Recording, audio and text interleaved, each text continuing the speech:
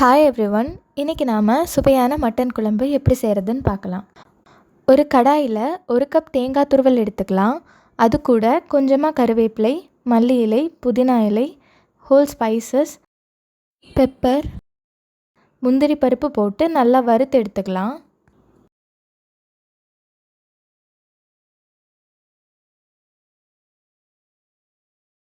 இப்போது இது எல்லாத்தையும் ஃபைன் பேஸ்ட்டாக அரைச்சி எடுத்துக்கலாம்.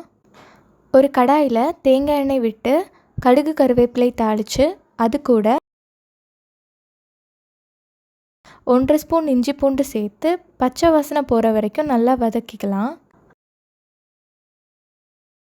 அது கூட 200 கிராம் வெங்காயம் சேர்த்துக்கலாம்.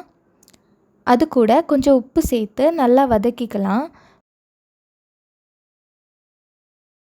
வெங்காயம் வதங்கினதும் 1 ஸ்பூன் மஞ்சள் தூள், காரத்துக்கு ஏற்ற மாதிரி மிளகாய்த்தூள், 2 ஸ்பூன் மல்லித்தூள் சேர்த்து நல்லா வதக்கிக்கலாம். இப்போது குக்கரில் வேக வச்ச 1/2 கிலோ மட்டனை இது கூட சேர்த்து கொதிக்க விட்டுக்கலாம். அது கூட அரைச்ச பேஸ்ட்டை சேர்த்துக்கலாம்.